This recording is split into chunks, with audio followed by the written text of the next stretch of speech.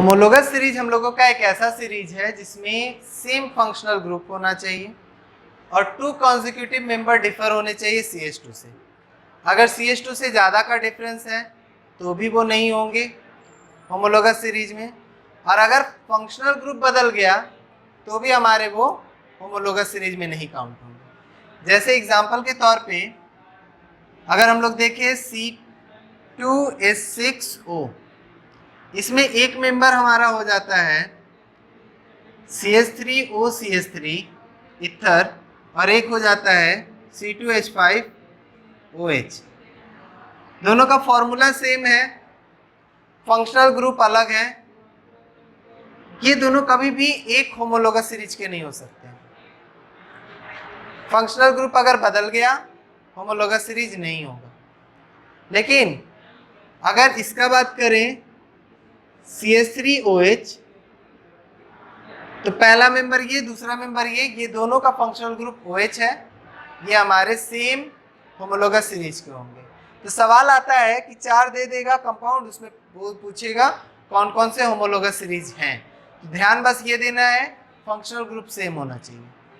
हो सकता है कि हमारा जो है मेंबर का डिफरेंस CH2 ना हो, जैसे ये पहला मेंबर है, ये दूसरा मेंबर है, तीसरा छोड़कर चौथा दे दे, पांचवा दे दे, ठीक है।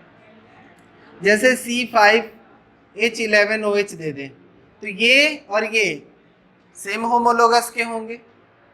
2 लगातार का डिफरेंस CH2 होना चाहिए, ये जरूरी है। इसके बाद वाला जब अगर लिखना है तो हमको लिखना होगा C3H7OH, यानी कि CH2 का डिफरेंस जरूरी है। लेकिन एक ही होमोलोगस सीरीज के होने के लिए सबसे जरूरी कंडीशन है फंक्शनल ग्रुप सेम होना चाहिए, वो नहीं बदलना चाहिए। तो एग्जांपल में हम लोग ले सकते हैं CH3OH एंड C2H5OH। अब इसका कुछ कैरेक्टरिस्टिक है, characteristic of homologous series. Homologous series का अगर हम लोग कैरेक्टरिस्टिक देखें तो आता है पहला same functional group.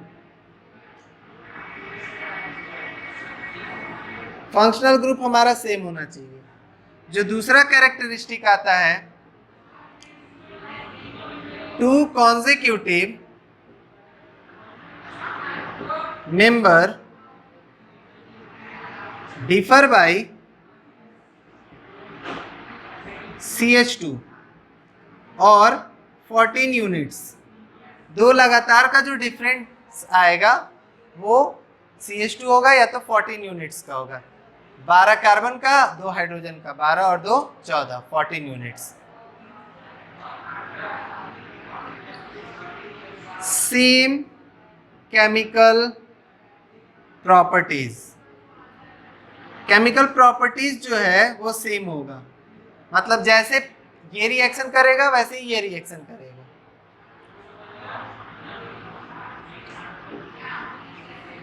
Same method of preparation.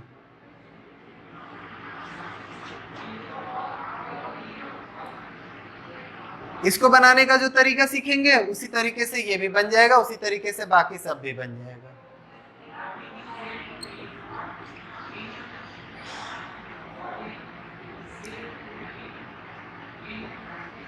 Similar और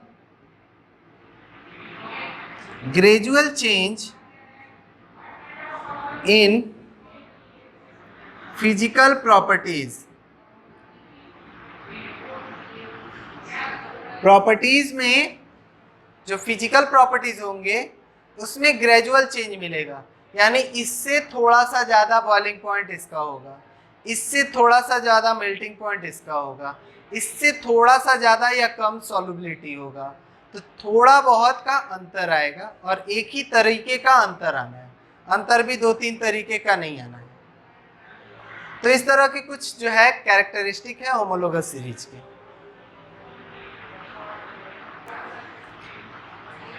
फंक्शनल ग्रुप किसी भी ऑर्गेनिक कंपाउंड का या मॉलिक्यूल का वो पार्ट होता है जिसके ऊपर उसका केमिकल प्रॉपर्टीज डिपेंड करता है। जैसे एक सिंपल सा एग्जांपल हम लोग देखते हैं, C2H5Cl और C2H5OH, ये दोनों अलग अलग तरह के कंपाउंड हैं और वो अलग अलग तरह के इसलिए है क्योंकि इनका ये पार्ट डिफरेंट है। इवन दो इसका ये बड़ा पार्ट सेम है, फिर भी इनके प्रॉपर्टीज में सिमिलैरिटीज नहीं देखने को मिलता। तो केमिकल प्रॉपर्टीज इसके इन दोनों पे डिपेंड कर रहा है और इसी को बोलते हैं फंक्शनल ग्रुप।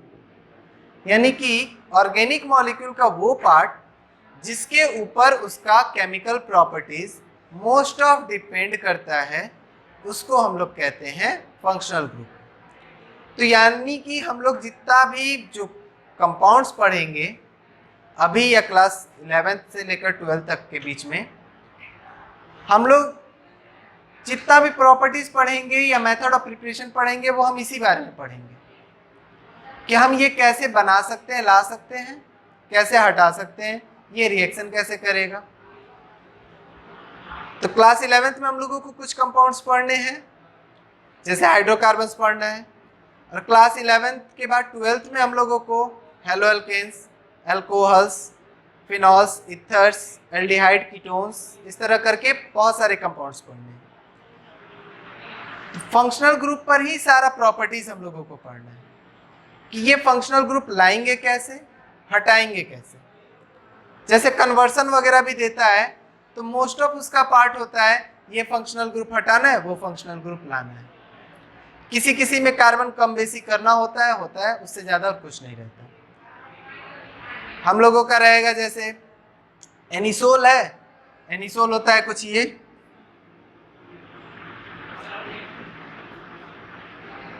एनिसोल है, इसको फिनॉल में बदलना है, तो ये फंक्शनल ग्रुप है जिसको हमको हटाना है,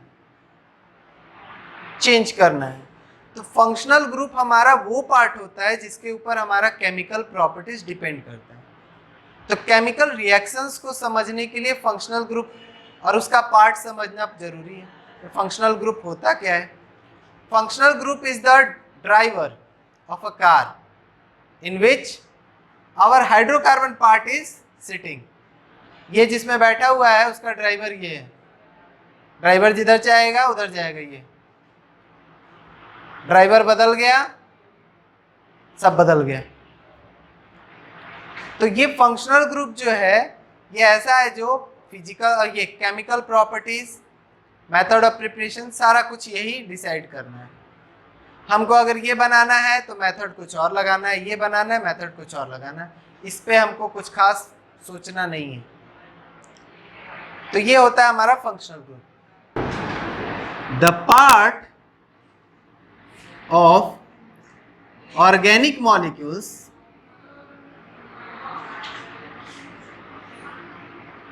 which largely determine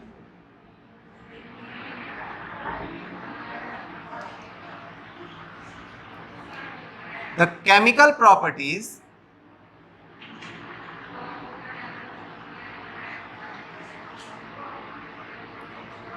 is called functional group.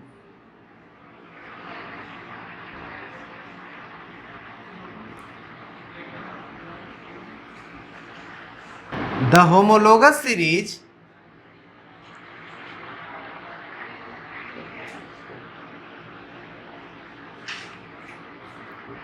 of each functional group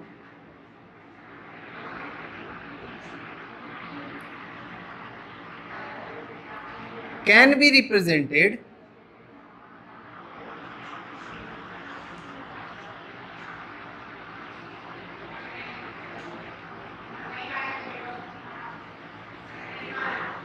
by a single common formula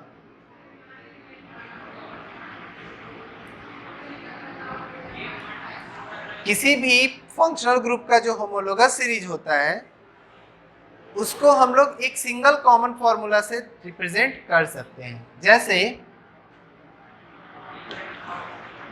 all alcohols can be represented by CnH2n plus 1 OH और ROH।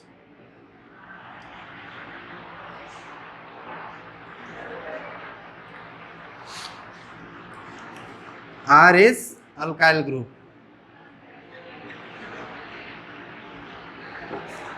R बराबर हमारा CnH2n plus 1 डैश, ये होता है। R से हम लोग alkyl group को रिप्रेजेंट करते हैं। तो होमोलोगस सीरीज अगर किसी भी फंक्शनल ग्रुप का हम लोग देखेंगे, उसका एक जनरल फार्मूला होता है और उस जनरल फार्मूला से हम सारे मेंबर्स को रिप्रेजेंट कर सकते हैं। अब मेंबर टू मेंबर हमारा जो है फॉर्मूला में n का वैल्यू पुट करना है और मेंबर टू मेंबर हमारा कैलकुलेट हो जाएगा। अब जैसे अगर हमें फर्स्ट मेंबर कैलकुलेट करना है, फर्स्ट मेंबर तो n बराबर 1 रख दिए तो आ गया C इंटू 1, Cn है तो C1 H, 2 into 1 plus 1 dash OH तो आ गया CH3OH। सेकेंड मेंबर लिखना है तो n बराबर 2 रखें तो C2H5OH। तो क्वेश्चन आता है कि which of the following is the first member of alcohol, second member of alcohol, write the formula of fifth member of alkene, या write the second member of alkene, या first member of carboxylic acid. तो कई तरह के इस तरह के questions पूछे जा सकते हैं। तो होमोलोगस सीरीज और फंक्शनल ग्रुप मिलाकर हमारा इस तरह का क्वेश्चन बनता है। अब मेंबर हमें जो लिखना है तो सबका मेंबर n बराबर 1 से शुरू हो ये भी जरूरी नहीं है।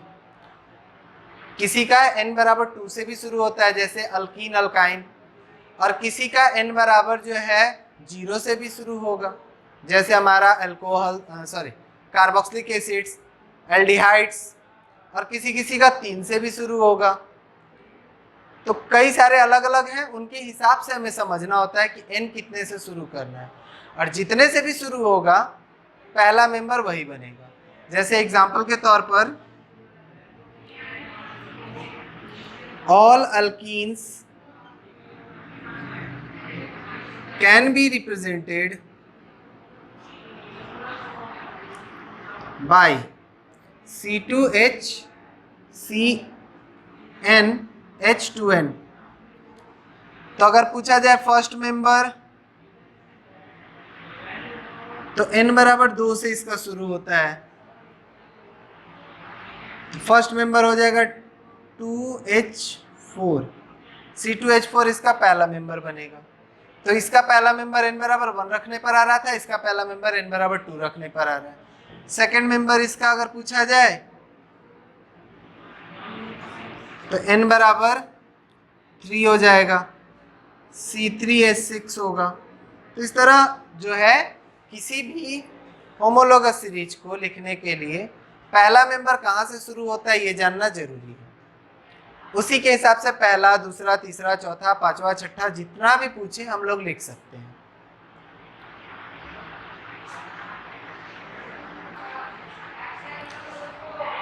किसी भी फंक्शनल ग्रुप का होमोलोगस सीरीज हम लोगों को 4 से 5 तक जानना जरूरी है, जिसमें हम लोगों को उसका फॉर्मूला जानना है, उसका स्ट्रक्चर जानना है, कॉमन नेम और आयुपेक नेम, ये 4 चीज़ उसके बारे में जानना है। इस पर हमारा कन्वर्सन आता है, इस पर हम लोगों का डायरेक्ट क्वेश्चन आता है, third member, second member, fourth member, इस तरह करके। तो इस बात का ध्यान रखना है कि हम लोगों को हर फंक्शनल ग्रुप का 4 से 5 तक पढ़ना है। 4 से 5 मेंबर तक का इतना detail, formula, structure, IUPAC name, common name, सबका हम लोगों को पढ़ना है।